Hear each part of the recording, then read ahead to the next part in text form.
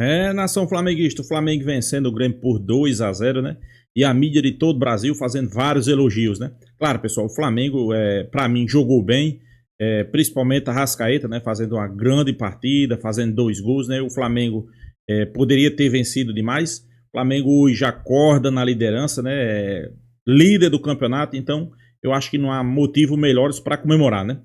O objetivo agora é fazer bons jogos contra a Juventude, né, contra o Vasco e focar também no jogo da Libertadores. Jogo esse que é na LDU, altitude, e a gente sabe que precisa da vitória porque se complicou aqui no jogo em casa. Mas esse momento é motivo para alegria, né, motivo aí para o time embalar uma sequência de vitória e voltar, né, aquele futebol que a gente está acostumado a ver do Flamengo jogar.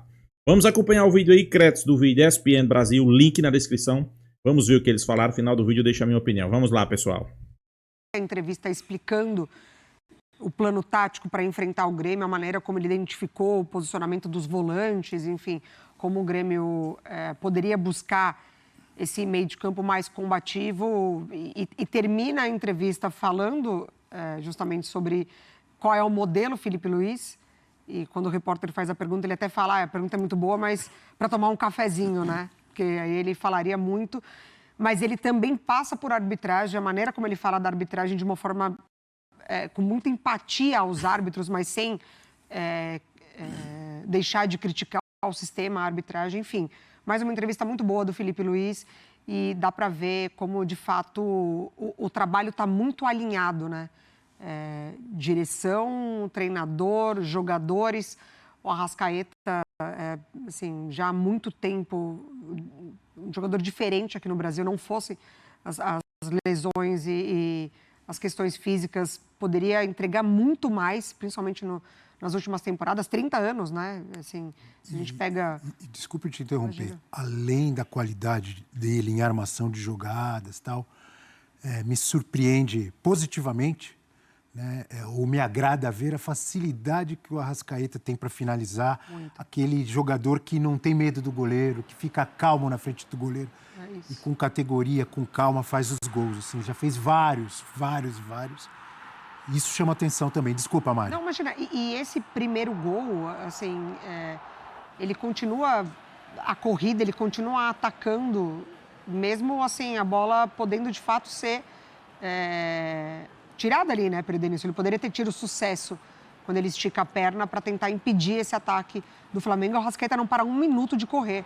Então, a gente vê que quando ele está bem fisicamente, é uma intensidade absurda, é de fato um jogador muito diferente, que pensa muito rápido, que entrega muito, que clareia as jogadas e de fato define jogos, né? Porque ontem 2 gols dele. Então, um trabalho muito bom e eu acho que parte disso também, ontem Felipe Luiz ele foi questionado, mas você termina a partida com o Grêmio finalizando mais do que seu time e a gente sabe como você cobra isso, né? Ele falou assim, são circunstâncias dos jogos.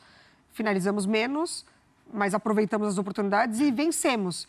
E eu prefiro olhar para esse lado. Depois que está 2-0, é natural que o time adversário venha para cima, finalizar mais. Ele falou, eu prefiro olhar para esse lado, prefiro olhar o lado bom. Ele falou, eu sou um cara positivo, então para o jogo de hoje eu tiro muito mais coisas positivas do que negativas, o copo meio cheio. O jeito que essa história foi construída, né? A gente não pode esquecer que o primeiro gol do Arrascaeta é com 3 minutos de jogo. Isso muda o jeito, inclusive, do Grêmio jogar. O Grêmio teve que ir para o jogo. Cada partida tem sua história e o Felipe Luiz tem o mérito de nunca contar uma história que não seja a da partida. Ontem ele não veio dizer que deu espetáculo, porque não deu. O Flamengo tem sido muito mais competente e competitivo do que brilhante. Não tem nenhum demérito nisso. Tem dia que de noite é assim mesmo. Você tem que jogar de acordo com o que a banda toca. Ontem foi uma partida muito competente do Flamengo. Teve a felicidade, não a sorte, porque sorte pode parecer demérito, né?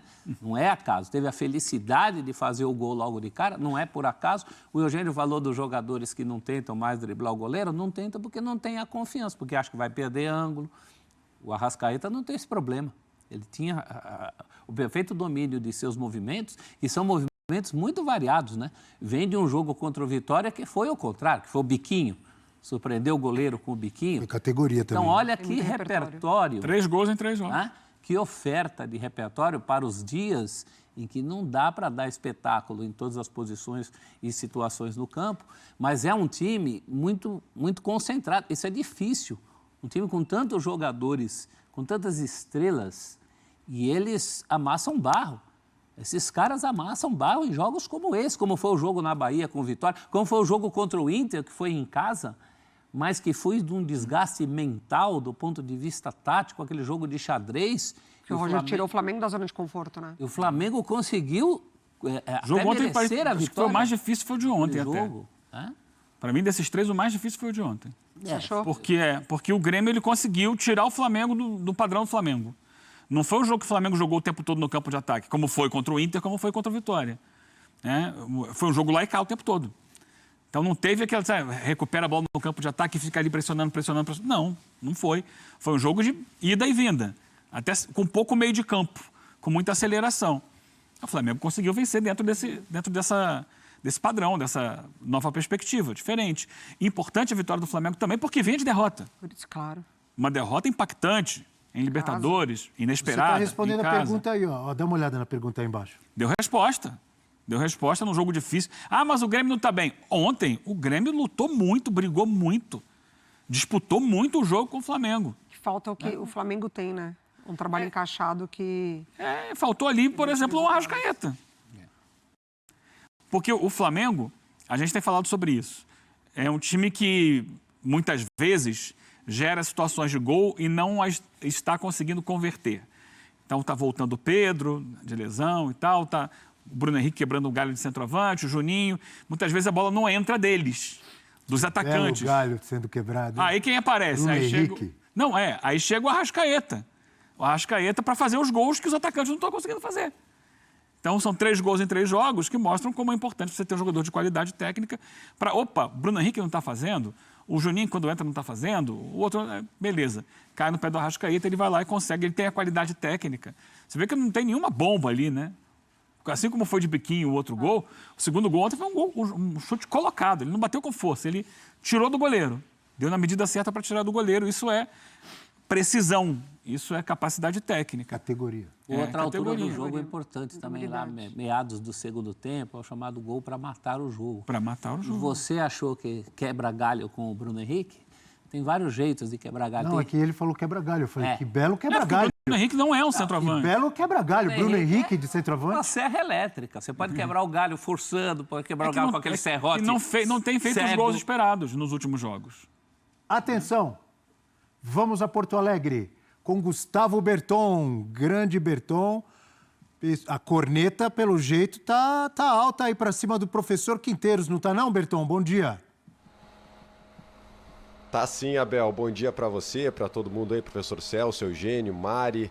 Um abraço para todo mundo. Tem mais alguém aí contigo, Abel, que eu esqueci? Ou você falou todo mundo. Mas se precisar, a gente chama mais gente aqui. Então... Não, sintam-se todos abraçados, pelo amor de Deus. A gente fica com medo sempre de esquecer alguém. Olha, eu estava aqui ouvindo vocês atentamente, né, falando sobre esse jogo Grêmio e Flamengo. E o torcedor do Grêmio, já que você falou da corneta, discorda, Eugênio, completamente de você. Porque ontem, tudo que o torcedor do Grêmio não viu, pelo menos isso foi o que a gente pôde acompanhar nas arquibancadas e depois em toda a interação, é um Grêmio que mais uma vez não conseguiu competir com o seu adversário. Até os números, em parte, comprovam isso, né? Porque o Grêmio deu 3 chutes no gol, aliás, todos no segundo tempo. Chute no gol daqueles que fazem o goleiro trabalhar, né? Fazem o Rossi se mexer, ou pelo menos tocar na bola. Foram 3, todos no segundo tempo.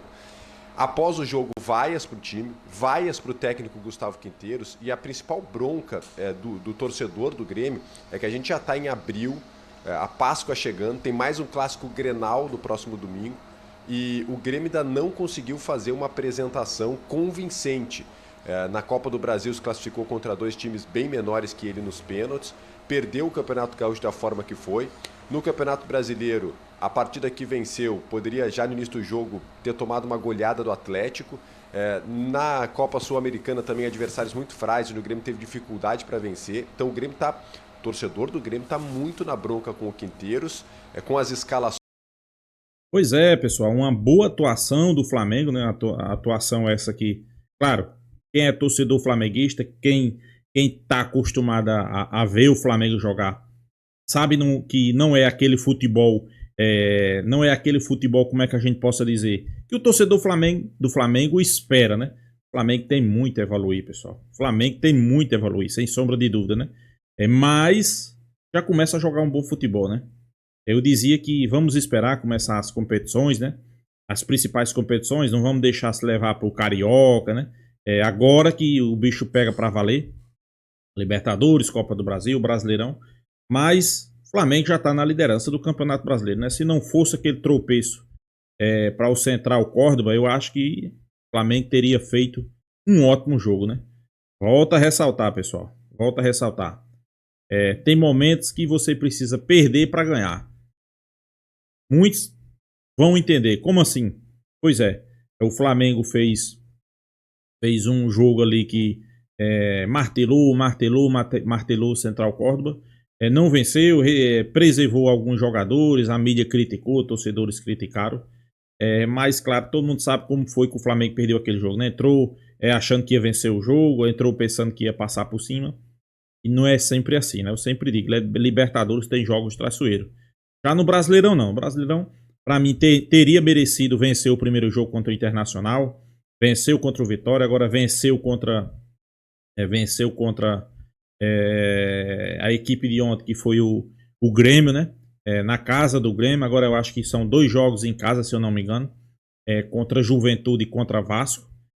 Eu acho que o Flamengo tem condições aí de emplacar mais 2 vitórias, né? Emplacar mais 2 vitórias, jogando um belo futebol pra gente ir lá pra LDU, né? Com 2 vitórias. Nada melhor do que 2 vitórias, jogar um bom futebol. E sem sombra de dúvida, isso aí já deixa os torcedores rivais e os antes preocupados, né? Porque a evolução do Flamengo, cada dia que passa, pessoal, é melhor, né? Arrascaeta jogando muita bola, ainda tem Pedro, né?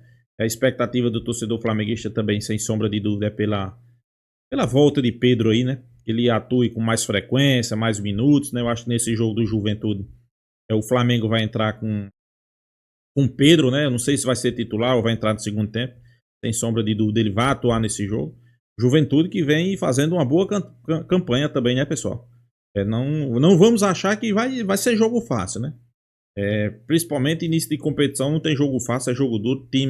Os times querem arrancar pontos, né, para no final não fazer tanta diferença, né, não sentir falta dos pontos perdidos. O Flamengo não é diferente, né? Eu acho que o Flamengo, pessoal, esses primeiros jogos do Campeonato Brasileiro, o Flamengo tem tudo aí para disparar na liderança, né? Claro, quando dispara qualquer outro time que não tem tradição, todo mundo sabe que é cavalo paraguai, né? Porque qualquer momento ali na frente vai perder, né? Mas quando é um time grande como o Flamengo, acostumado a vencer, aí, pessoal, fica difícil de pegar, né? O Flamengo colocar pontos aí já no início da competição, né?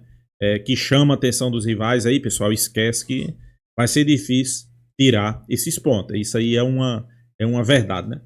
Para você, nação flamenguista, o que é que vocês acham? Deixa sua opinião aqui nos comentários. Peço aí para você se inscrever no canal Mengão Malvadão. E até a próxima, pessoal.